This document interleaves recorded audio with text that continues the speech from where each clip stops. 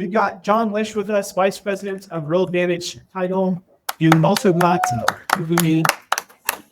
hello, we've got the most impactful person in the room, Burgundy Low. Right? Who's closed transactions with Burgundy before? She is a rock star in the closing room. So we're so grateful to have both of these two here. Super valuable. We're going to talk about seller financing. So I'm going to go ahead and pass the time over to these two and let them take at it. Thank you. I think I know my shot. Yes. John, do you want me to just sit? Yes. Chime in. You need to be ingrained in this information. I'll chime in. This program, how many? I've been here a few times before. This class is really short on slides, long on discussion. And so please feel free to comment and ask questions. It's creative seller financing for a reason because there's all sorts of ways we can construct deals. We're going to talk about how to construct deals with the seller if he's actually taking part of that buyer's financing portion of the transaction.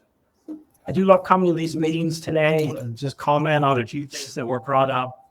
I was on one earlier today for a first city market, and they were telling me that the market is really, really good, 5 million plus, and really, really good, 1 to 2 million. But that 2 to 5 million is a really tough market for Park City right now. Sounds interesting, but it seems like our $2 million homes that I have in our neighborhood are sitting on the market for a long time, so it kind of makes sense. Also, what Clay was talking about, short sales. Burgundy lived through that era. I lived through that era. And they are not fun. But if you know how to do them, you're the one that's people are going to go to because you're going to see a lot of short sales coming on the market. We're starting to get requests for TSGs that all of a sudden just started pouring in. TSGs, if you don't know, is a trustee sale guarantee. And that is the policy we produce when lenders are starting to initiate foreclosure. So we're starting to see that happen. The short sales is the thing that follows next because when someone starts going to foreclosure, they want to sell their home, they have no equity.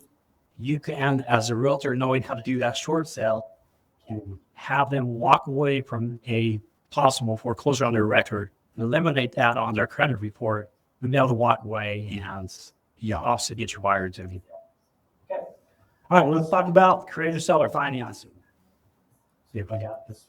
Okay. So everybody kind of knows what seller financing is, but if you're left definition up here, that financing occurs when the seller carries all or part of the purchase price, less the down payment if it's being requested. Instead of obtaining a traditional loan, the buyer pays the seller directly over time. So basically, the seller is going to furnish the buyer with part of their financing to buy the deal. So some key considerations we have with seller financing is one, seller and buyer negotiate all terms. This is the interest, term length, balloon payments, anything otherwise. We talk about these terms. We have terms that are really creative to fairly crazy because they're very customized to a particular transaction. Another thing is this must comply with user laws, Dodd-Frank, and state-specific regulations. And obviously, it's often used when buyers can't qualify for conventional financing. That used to be the model way back before 2023, when interest rates all of a sudden went up. Nowadays, there's a lot of buyers that will turn to seller financing because they can sometimes get lower interest rates than what conventional lending can offer.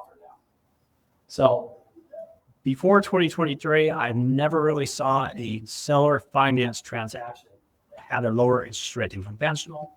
Since 2023, most of them do. So I suspect now to go back once interest rates go down again, if they do. But so nowadays, even your sophisticated buyers who have money may ask about a seller finance deal. And if clients out there who have the properties that have the wherewithal to carry along that, that's a great thing to do. How many of you guys know what the usury laws are, Dodd-Frank, and other things? You guys ever looked at that, heard about that? So usury laws are the basic laws that say you can't charge a criminal interest rate.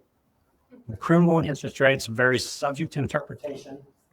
In Utah, anything, if you're charging anywhere over a 10% interest rate, it has to be in writing.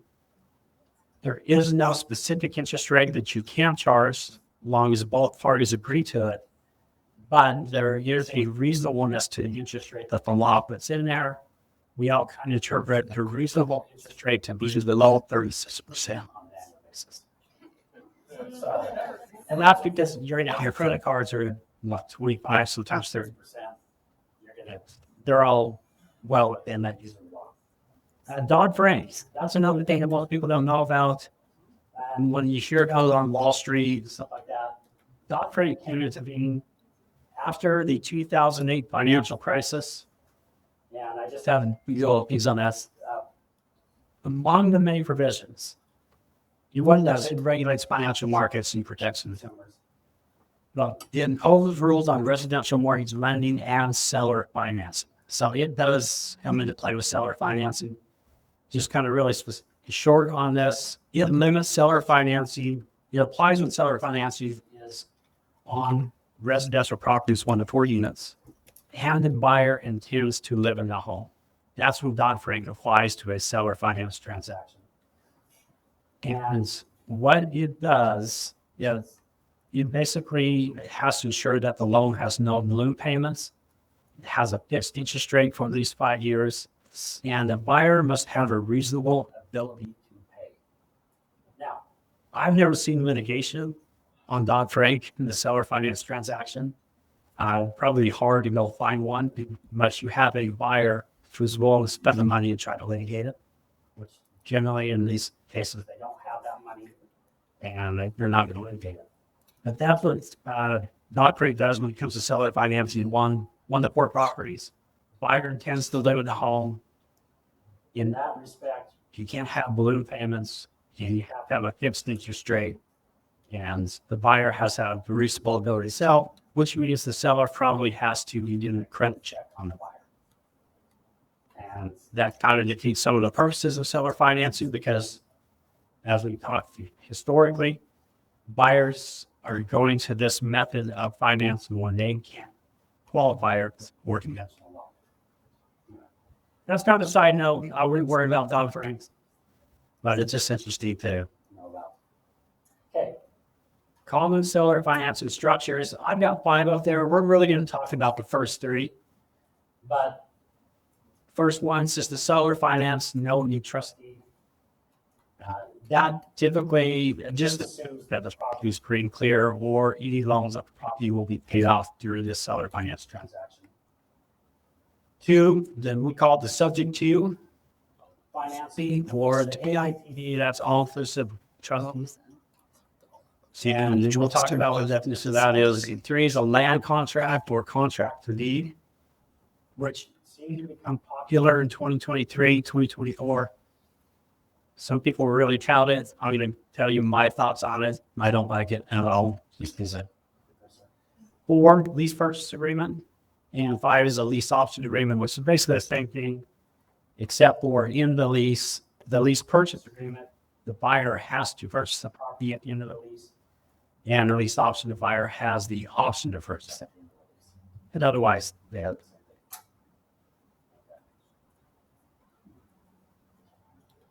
So seller finance, note and deed trust, this is kind of how it works. The seller provides the financing for the transaction. Buyer signs a promissory note, and the property is secured by a trust deed to secure that note. The documents we need in this is just a promissory note and trust deed. Title companies will prepare that. But in this transaction, this is where you, as representing the buyer or seller, or both, are going to negotiate the terms of this finance deal. What's the interest rate going to be? How much the loan's going to be? What are the terms of repayments? Like how many years?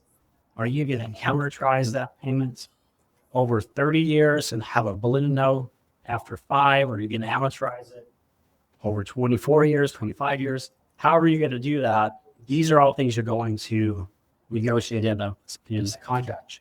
We get a lot of this with builders.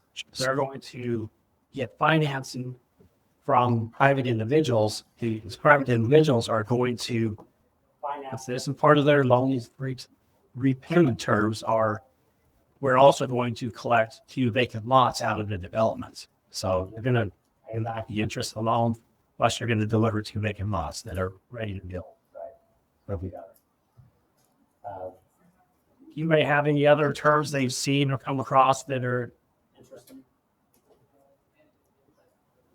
We did one just the other day, as this was down in, speaking of Delta, we were talking about Mike and Corby. We had one where they're building down, not in the Delta area, but around that area, somewhere in the middle of Utah. And this lesser loaned this person a bridge loan of $800,000.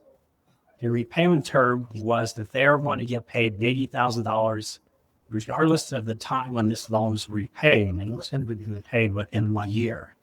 So basically they charged a 10% interest rate, but if this bridge loan was taken out within 3 months, they got paid $80,000. So they might have got paid back within a week and might violate user laws. I don't know. You get these the terms you can put in these things. And so this is where you get creative on how you want to do this financing.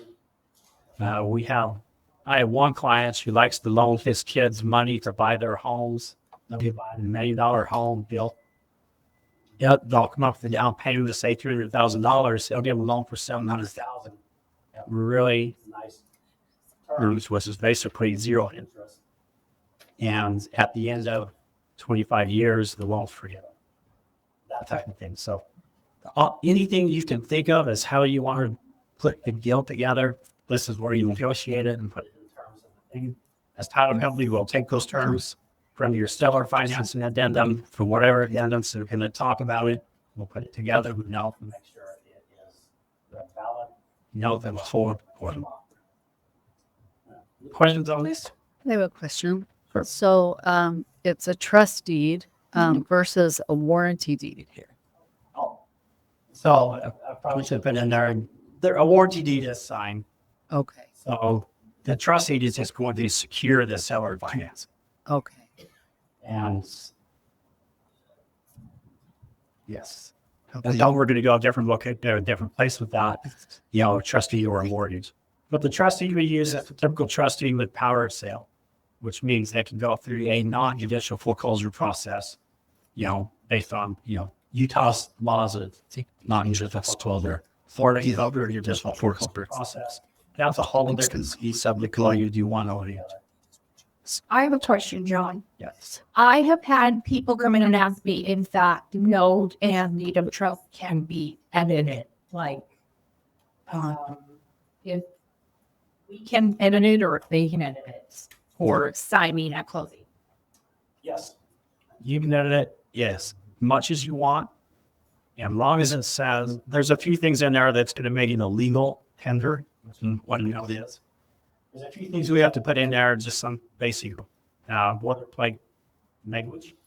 And you can edit it how you want. We have notes where they ask us to take out a view on sale for us, or need that with the trustee to take that out.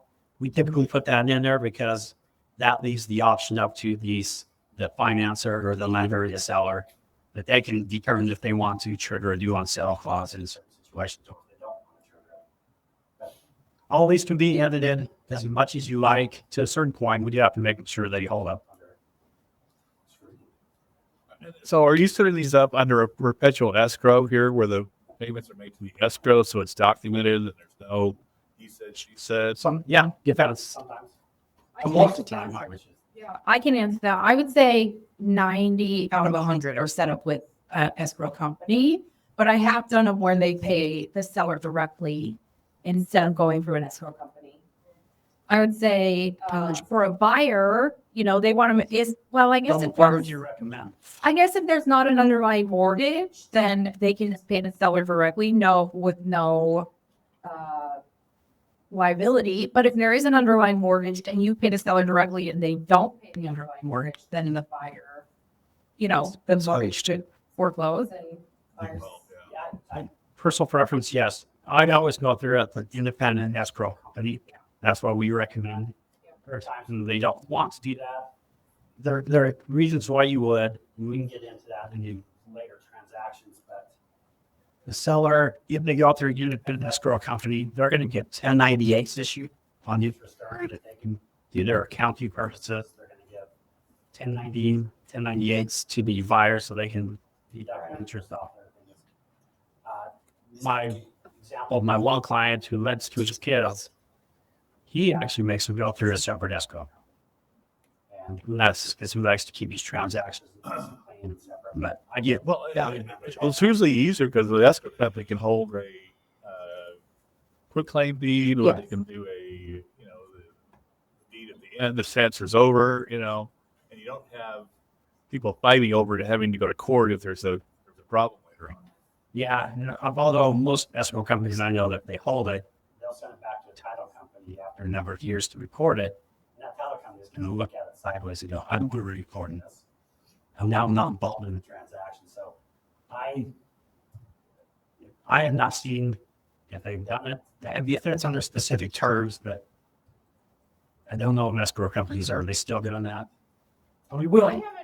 I haven't received anything back from any of the ones that I've posted, but maybe that's I'd be interested to see if they're still doing that. Because we get that and they don't want to hold those documents anymore. They send them back to the title company and say, we're escrowing for the payments. You are the escrow company for the transaction. Oh, okay. No, I send when there is escrow company involved, I send all documents to them, and they don't send it I'm back. talking about word DD that is to be recorded upon completion of payment of the loan. I send that to them, and I don't get it sent back. Very good. Now, talking about escrow companies, that's good to know. I don't get involved in these that much anymore, but what are the escrow companies you would use here in Utah? Escrow specialists. Escrow specialist has they charge $100 initial setup fee and then $20 a month, which seems very reasonable to me, like cheap. I don't know how they make it money. The other one that I have worked with is like TLC Escrow right here in Pleasant Grove. And he used to be an accountant. It's like him and his son that do it. And but they have like a $360 setup fee and then a little bit more a month. So I haven't done as many with them. Does anybody else have any that they have used?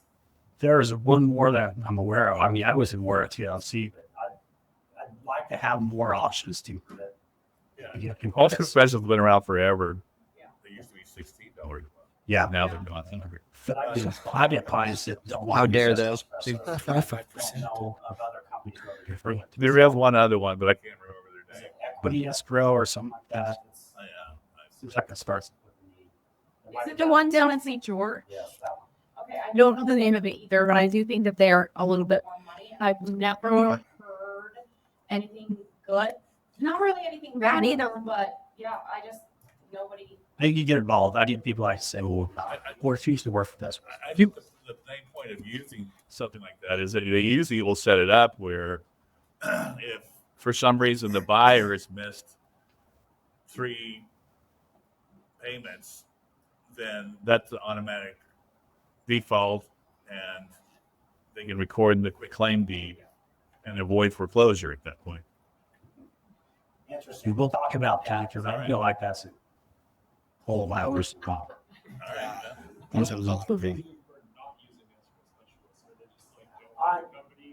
I think some people don't want to get 1098s filed with the IRS and stuff like that. They want to try to keep it below someone's radar.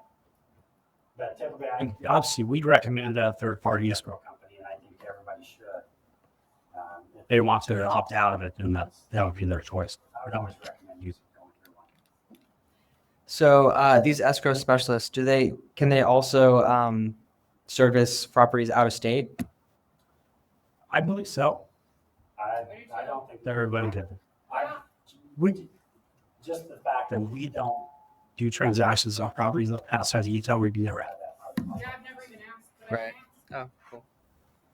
And we look for escrow companies outside like California and some other places where you do there be a lot of them. I don't want any that we recommended just because we do think your escrow specialists and one would always recommend that they're really good. they always are a lot more expensive than they are here in Utah when they're local. Let's go on to the substitute transaction. How this works, the buyer takes property subject to the seller's existing mortgage. Buyer makes payments to an escrow company. It's just And the escrow company pays the seller's lenders. The all-inclusive deed of trust, which is the wraps the existing loans.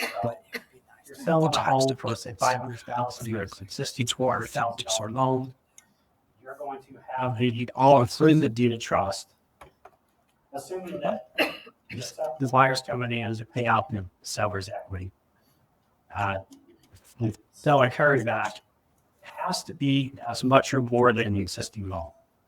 Because when the buyer pays off the wrap loan, there has to be enough payoff in that wrap loan to pay off the underlying or the existing seller's loans.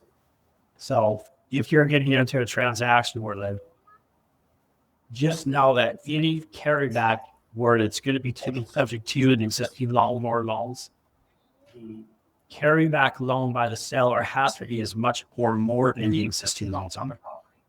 Because otherwise it just doesn't work, because then you have the buyer paying off their loan to the seller, and then the seller doesn't have enough to pay out his existing loans, and he has to come in with money.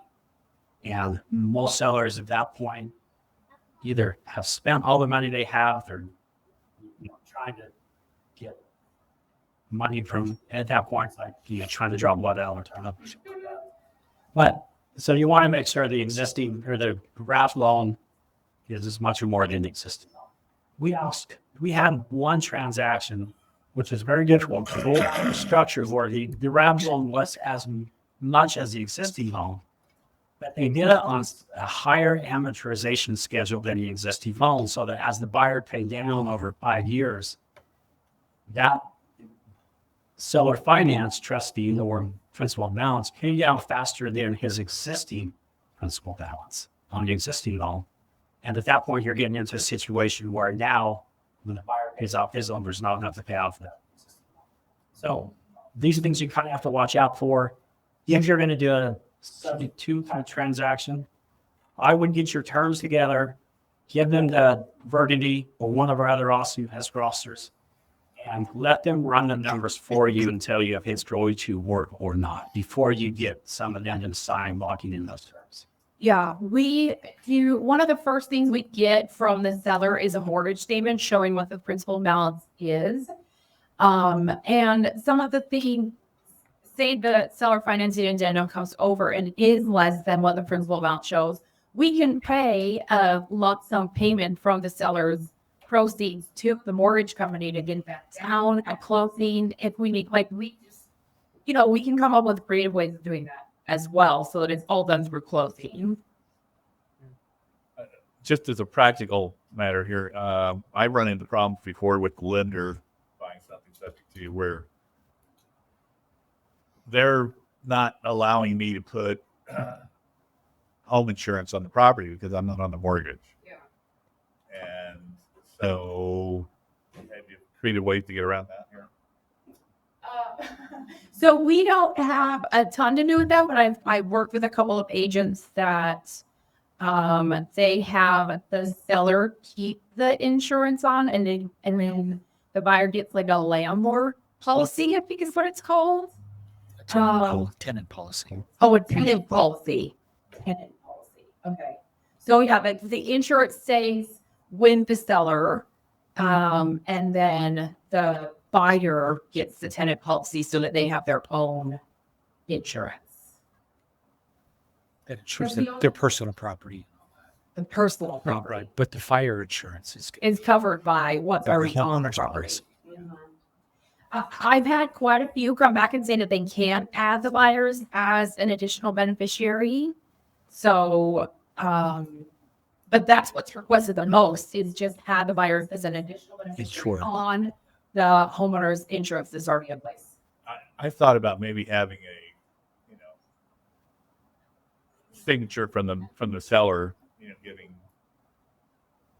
power of attorney to the, buyer to put, to manage the property and put stuff on it, his name or something like It'd be very specific.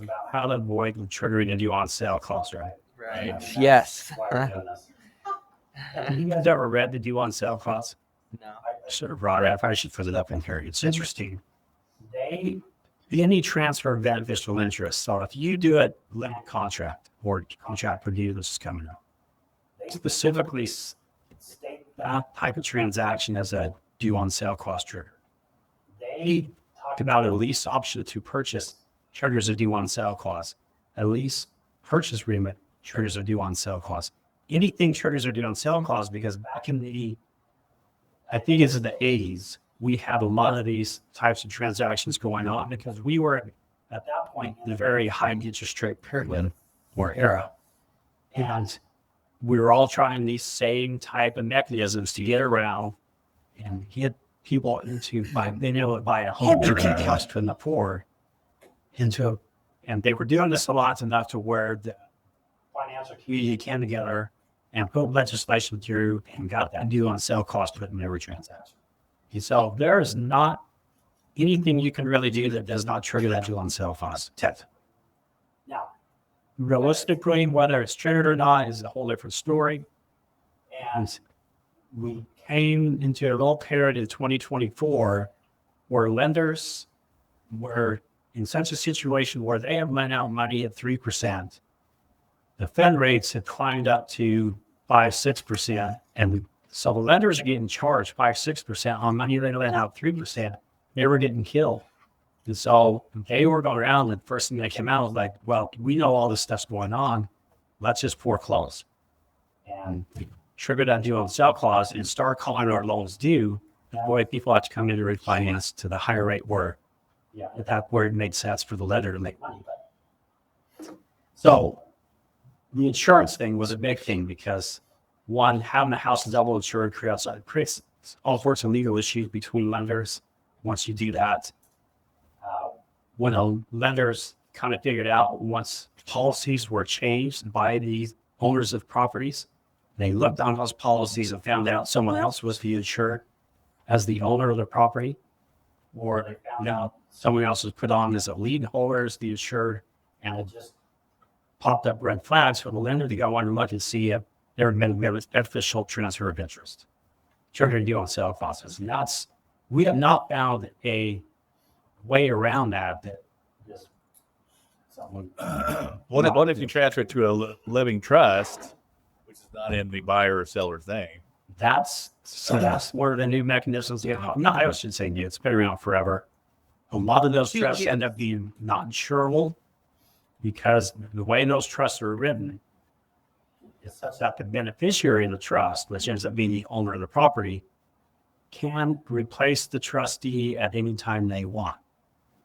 Yeah. And that typically violates why trusts are put together. Like it ends up not being a legal trust under the state statutes of trust. And so the trusts have to be looked at carefully. They have this one where they call the Illinois Land Trust. That's kind of the monikers given to the title insurance industry won't insure those type of transactions because what they're doing is just avoiding the due on sale clause. And that's the reason they'll put it out there, right? They're trying to get around federal regulations that we can't ensure that that's been mentioned. So you have to look at the trust. I've seen lots of transactions you've done by this where properties put into a trust, the current seller is the trustee of the trust, the buyer is the beneficiary of the trust, and then after a month or two, the buyer goes in and just changes the trustee of the trust to themselves. And now they own the property in the trust that they try to dispose of and things like this. And you can just see kind of where it's something that it just smacks like, you're just trying to get around the lender, the obligation you signed as a borrower, saying that if you transfer any beneficial interest of this property, you trigger this clause, and you sign all these when you borrow money. And the lenders, both things, just try and get around those terms and conditions you as a borrower sign when you first. I was gonna. I keep turning this off because I don't want background noise. I have done a couple actually where we are now doing a wrap around a wrap.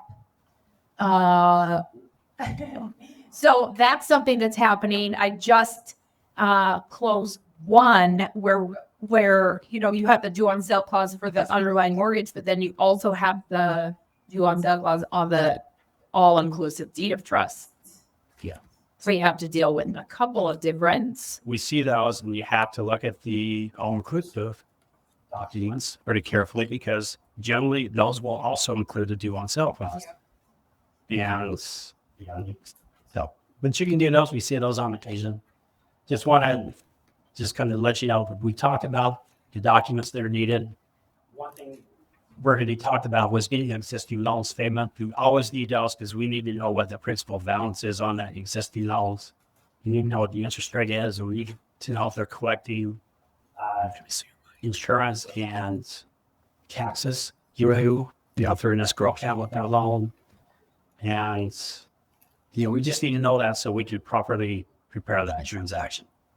And Pete we has a know if they're question. actually- Another reason for getting that existing loan statement is that also to figure out the status of that Yes, loan. we need to know. Make sure that it's current. Yes.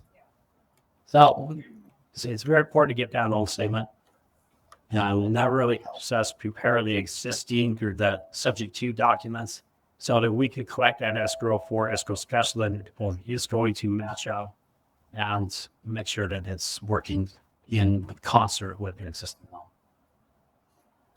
And I will tell you, my opinions on this stuff, you're going to get other people will talk about opinions on trigger to do on sale clause and things like that. My opinion comes from the background where I actually represented these banks for 15 years of prior practice. So I sued all these people and they did this. So I come over from a very lender mindset on this. And there's going to be others that will come from a different mindset, but we do these routes all the time. And we do want conventional loans all the time. And we don't worry about that trigger to do on sale clause. Us as a title company, we're going to get all sorts of disclosures out there. We're going to CYA ourselves. We're saying to quote, we let you know that this could happen. But on conventional loans, we rarely see it because the lenders, as long as they're getting paid, they don't care. When they start getting in the business of owning property, foreclosing, that's when they start losing money. As long as they're getting paid, they're generally making money. Where we do not do these routes is on Utah housing loans. And some people have done it, and I'm sure we've done it a couple of times without even knowing about it. We do not like to do Utah housing routes because Utah housing is one of those lenders that really is up on their clientele. And they check their stuff, they check their documents coming in, they check for insurance policies maturing, having changed. I don't know if they go through and look at abstracts, but they call those loans due 100% of the time when they find out there's a route. Now, we have a lot of investors that will go through and they'll wrap these transactions, the Utah houses, because their sole intent is to go in, they're going to renovate that house really quickly, put it back on the market within 18 months. So by the time Utah housing finds it, calls a loan due, they've already got it on the market, she's sold, and they just all paid off. Those are the situations where we would do it. But if you're lucky to put a buyer used to a home that plans on being there for years, and you're trying to do it on this type of transaction, it's Utah housing that you're wrapping or an existing home, I would not recommend it because Utah housing will cause when your buyers can plus. What about FHA and VA? Are those ones are okay to do? Yeah, FHA came out in 1998 and says if they caught any title company doing this type of transaction, they would put in this list. How it has been. That was in the 90s. I've got letters on my desktop. I've yet to see they put on a blacklist, but it brings up other considerations. If your seller is on the HB loan, they're typically doing this type of transaction, getting their equity out so that they can go buy another house. They cannot go through FHA again because FHA shows they already have an existing loan. We need to do two. I don't know with FHA. Generally, you only have one FHA loan because it is for a primary residence where the is owner occupied. And so now they are disqualified to go through FHA, and they may be blacklisted by FHA because the FHA might find out this buyer was trying to circumvent our regulations. He's already broken his covenants to us. We're not going to list him again. So you have to kind of watch out for your sellers in that type of transaction. I would not recommend FHA. VA, I wouldn't recommend it either for the same reasons. The VA was a fantastic program for us. And it will disqualify them to be able to get on benefits here. So you're saying FHA can't do a wrap and can for conventional, that's conventional. You can do it through FHA, and there's this set of considerations. Like if your seller tries to go get another FHA loan, they're gonna show him with the current FHA loan out there, and they're gonna flag you and they feel well qualified for the FHA loan in the future. And if that's, if you're not representing the seller, right, but you are representing the seller, that might be something that you're gonna watch out for is your professional life. What about a commercial term? You can. Commercial term loans are pretty short in nature. They're 3-5 year loans typically. So they're probably going to come due. But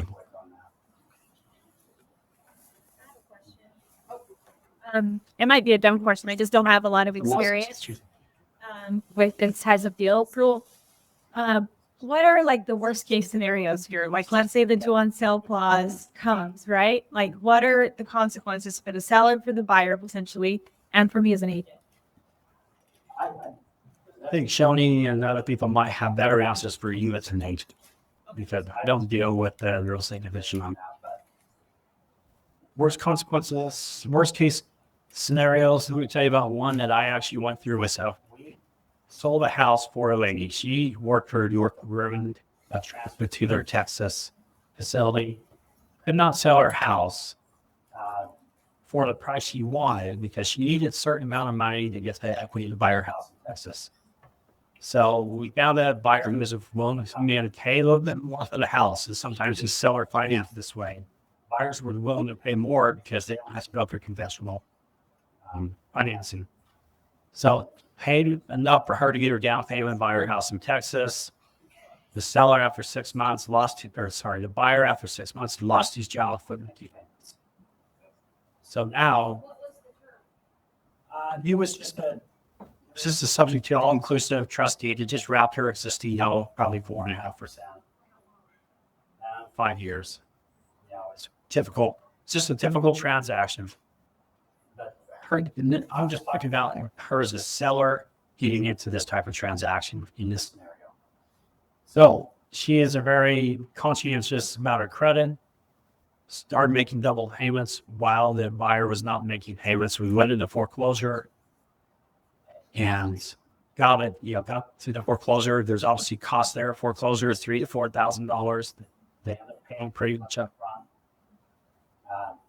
She paid our law firm, to pay us what we asked for. And we got it to the point of sale. They filed bankruptcy, the buyers. Stopped the sale because bankruptcy stops immediate payment or a moment. And put it into bankruptcy. We have to go through bankruptcy, get it out of bankruptcy. So we can continue our foreclosure. We get that. There's also, cost for that. I say $1,500 to get something out of bankruptcy. Under circumstances are right. We go get it, put it up for his notice of the sale again. Now we're into this like 9 months of them not making payments, her making double payments. And she's paying attorney's fees beyond that. We get into the next sale, they file bankruptcy again. Now, this was back in the day when we could file bankruptcies. So we go through bankruptcy again. By this time we get out of bankruptcy, they're into about 15 months where she's above the double payments. Obviously, it's not like she has tons of money. It was really hard on her. We get it finally, we get them out of bankruptcy. We get the shops come out, filing out of bankruptcies. We get it to sale. So by the time we get it to sale, she does all this. It'll take 2 months. That's a worst case scenario for a seller. She maintained all this, maintains everything self. Her credit's good. I thought that it would just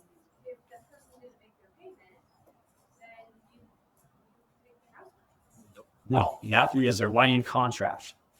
Now, you're talking about a different type of transaction than just the typical promissory note trustee. Because you're subject to the state foreclosure laws, GWP process. That's why contract for as well. Yeah, that's a different type of transaction. We'll talk about that next. Because We'll talk about the reasons why some people really like them, and the reasons why I really don't like them.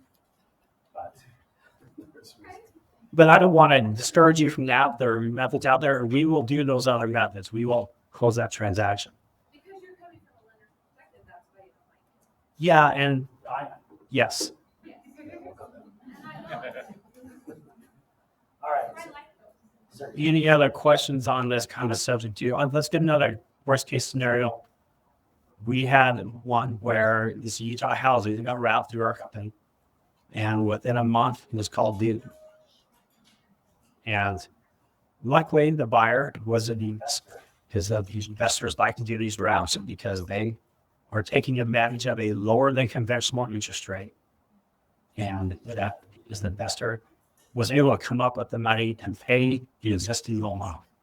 Now that seller who sold it will no longer be able to go through that program. They didn't like it. Okay. So there's issues on that side.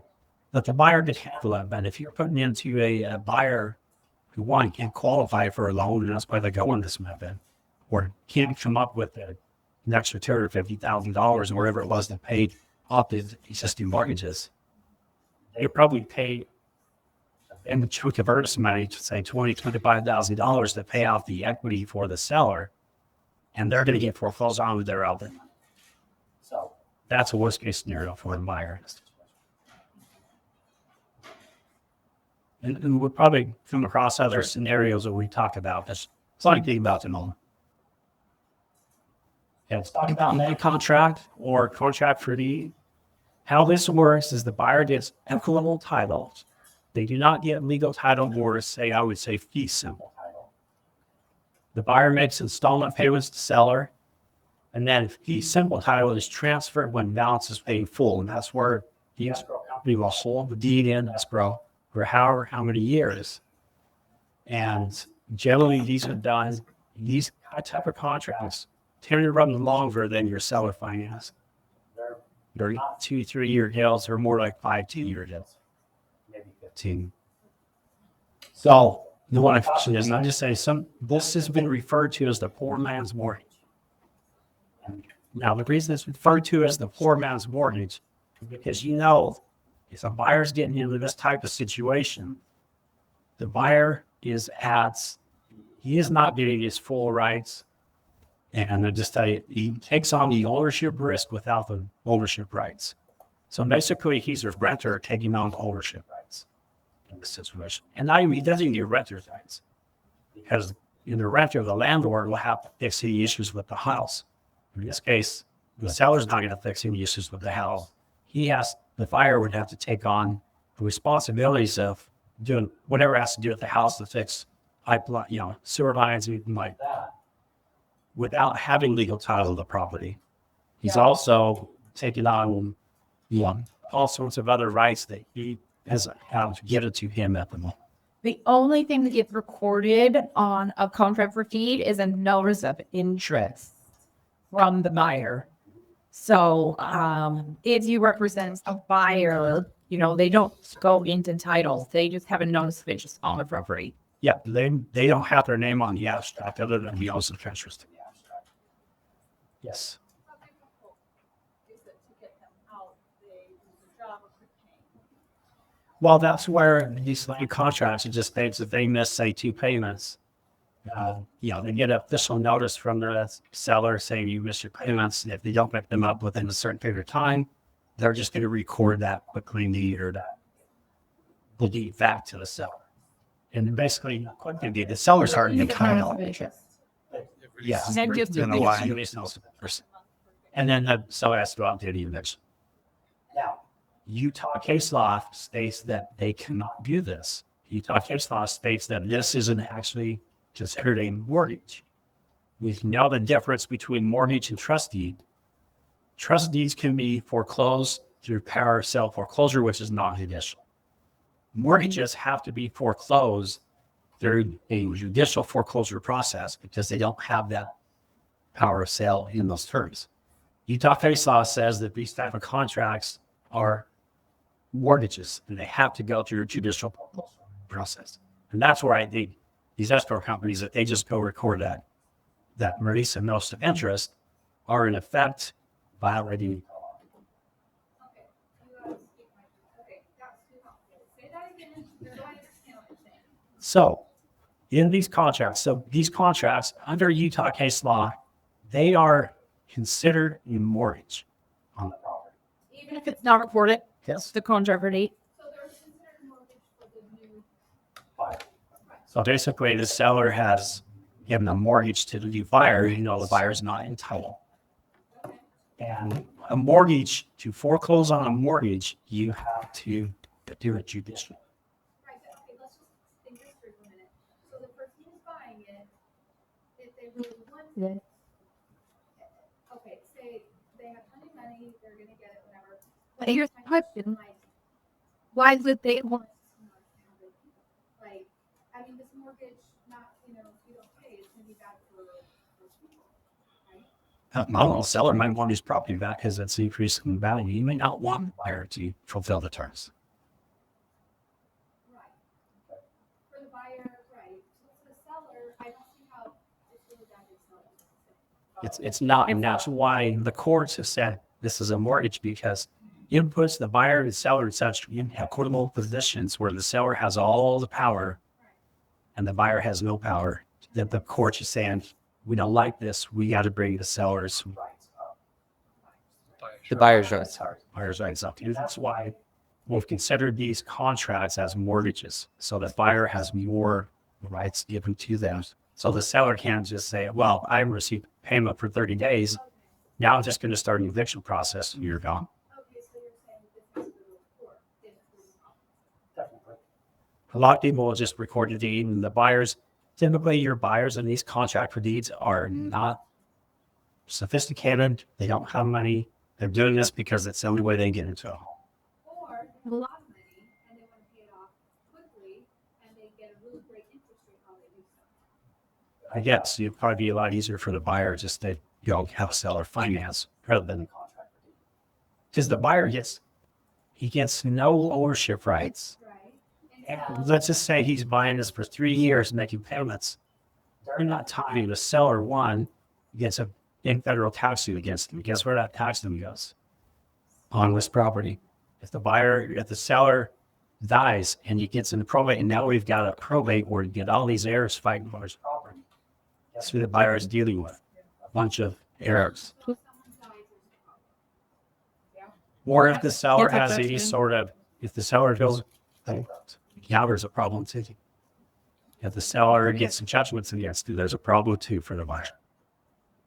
Because the seller's on title, any lien that the seller gets attached to him is going to be attached to his property, and the buyer's going to have to somehow get that removed when he finishes his contract.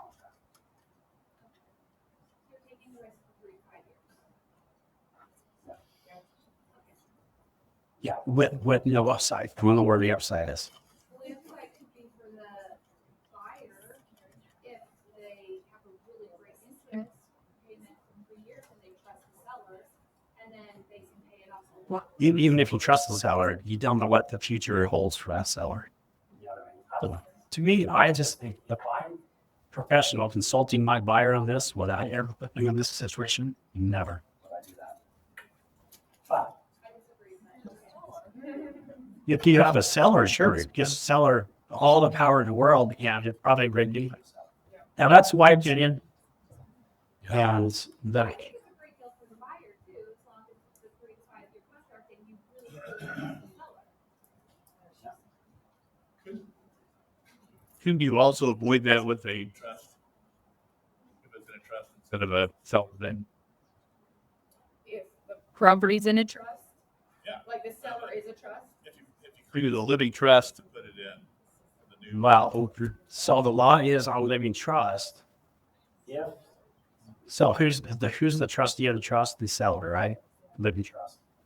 The law in Utah is that judgments on the trustees of a living trust, as long as they're also the settlers or the grantors of the trust, those judgment liens attached, regardless of continual trust. Trusts are not, how would you say, lien avoidance mechanisms. Now, certain trusts are, but for the most part, a living trust where the trustees can take the property in and out of the trust if they have that power to refinance the stuff that they do all the time. Utah law, and this just came down. There was a Supreme Court case that was handled just this past year where a California couple owned a property, I think is up in Beaver County or somewhere. They owned a piece of property, but they had a $2 million judgment against them as an individual in California. That creditor came in and filed the judgment as a foreign judgment, just kind of go through and got it recorded in the abstract in Weaver County. And it got attached to this seller's property, even though it was in a living trust. And it went all the way through the court system in Utah. Supreme Court came down and said, no, as a trustee of a living trust and a settler, as long as they're the same, then that judgment attaches to the property just like it would if you're just an individual. So not necessarily. There's ways you could do it. You could put it into an irrevocable trust, where that way this seller who is out in irrevocable trust, one, he can't be the trustee of the trust, has to be someone else. And that trustee does not have to even listen to this person who put it into the trust. They have to just abide by the trust agreement. And the seller at that point has no power to say, well, I need to take it out of the trust to refinance it because now the rates are different. They can't do that anymore. That's where you would provide some protection against that. So it gets complicated when you get into this type of stuff, get it done. Anyway, that's a contract for deed. It just creates issues. We had one where person bought this property through a contract for deed, and just know that when you come down and say this buyer wants to sell this property after 3 years, it's in a 5-year contract. He wants to sell this property after 5 years. Who do you think has to sign all the paperwork on this? Who do you guys say? Whoever's on title. Whoever's on title, the seller who has been paid out his equity and has collected these payments. You have to work through the seller who is currently on title, but the buyer's the one living in the house trying to put together this sale.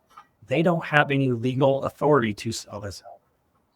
Now you can put that in the agreement that the buyer can go get a deal put together, but the title companies will require the seller to sign all the agreements, the contract, the statements, all that.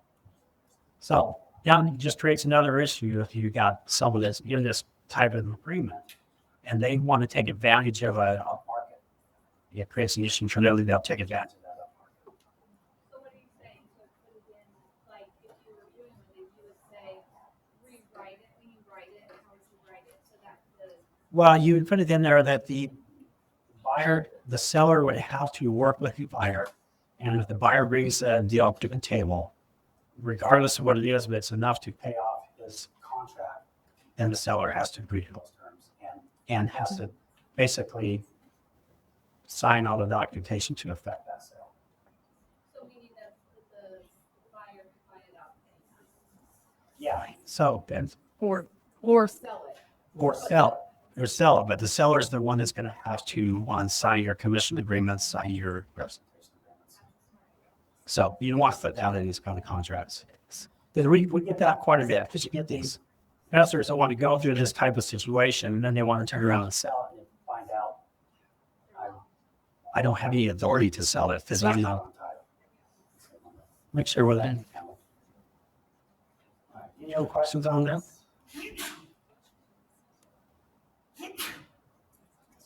We're not going to go through these very fast. I think you guys want to get to lunch. It's a little after. Now we got hot food. These purchase agreements, just quickly to go through these. It's up with the buyer, lease property, agrees to purchase later.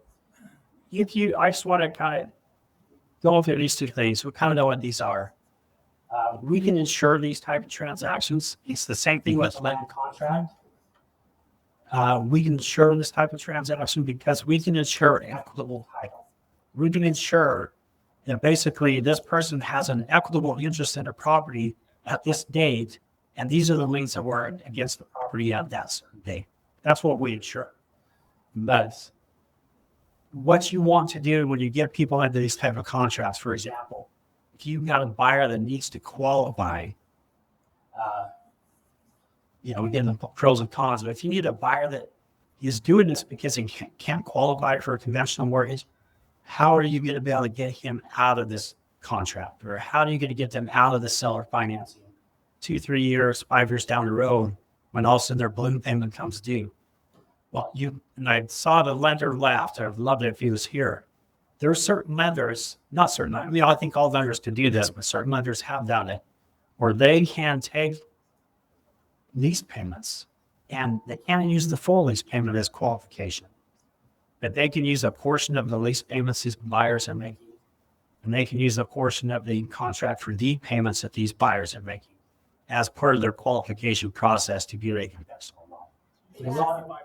It has to be above market rent. So like whenever payment they're making, A lease payment, the only portion you can use to go to their down payment is above what a normal lease payment for that. property would be, which typically people are not paying. Okay, that's good enough. That's why I always have to have a good lender who knows this stuff, because when you start getting these transactions put together, if you're representing the buyer, and sometimes when you represent the seller, you want to think through how is this transaction going to be culminated to where the seller walks away with all their money and the buyer walks away with the property. How's that going to work? And I know that's not typically what we think of as 2 or 3 years down the road. But what happens, we see these deals come in on these, especially on the land contracts. We see them come in and we get a title search. We've got all these new liens against the property because the seller has got somehow liens, whether it be tax liens, other adjustment liens. And we have to figure out how to get this thing all closed to where the buyer's not bringing in extra money. And we got to track down the seller. If it's that type of situation, that seller is not around to extract money from. Because we've got other creditors that show that they can't extract money from them either. That's a situation we get into, and we've seen this quite a bit. So that's kind of what I would want to think about. But these 5 we did present them to KW, they feel free to share them with anybody who wants them. They're not, there's not a whole lot there. They're just stuff that you guys would think about it as well. But you want to, I think, just as as you're doing your job, you want to make sure your seller, if you're putting them in this type of transaction, there's a good way for them to get out of the transaction, because that's what they want ultimately do, is get the money out. And you have buyers, if you're also putting them in this type of transaction, you want them to be able to perform, not have issues down the road, because there's trigger you on sale clauses potentially. I find that very low. But if it's in a contract for deed where they're having a tough time, taking advantage of a hot market where they put all the work and effort and they can't take advantage of the equity that's is accrued or other. So, I don't know if you have any other questions. I'm just going to kind of leave it there. Sorry. That was supposed to be quarters. If you ever have questions, just come into our office and ask. I seen so many people in ask questions, and I love answering questions. And if I don't know the answer, I call John.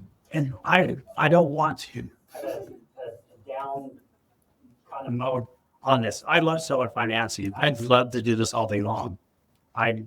We're just be one for Park City.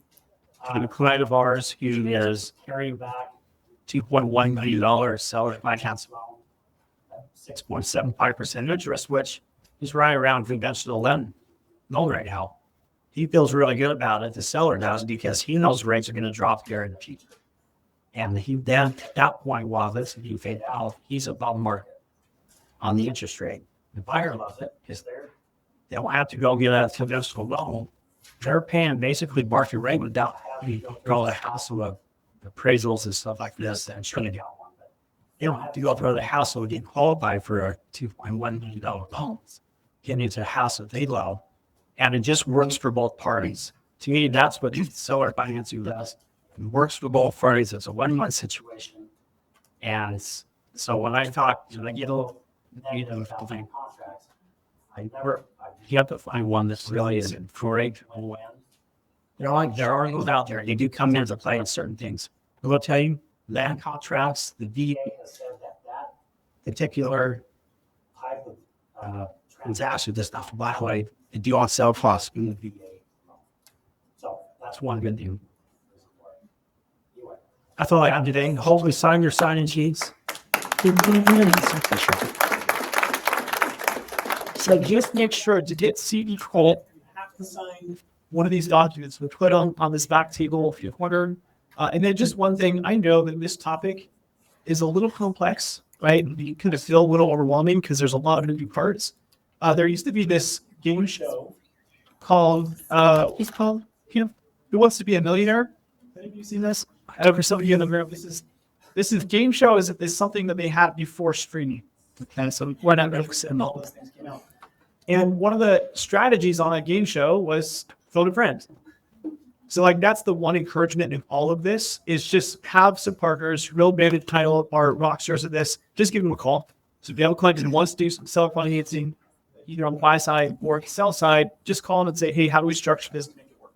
So just get some guidance through it. And of course, Steve is a wealth of knowledge on the broker side. So if you need some clarity on how to protect yourself, chief exhibit, please reach out to Dean as well. So enjoy lunch, and then we'll see you next week. Have a wonderful evening. See you then.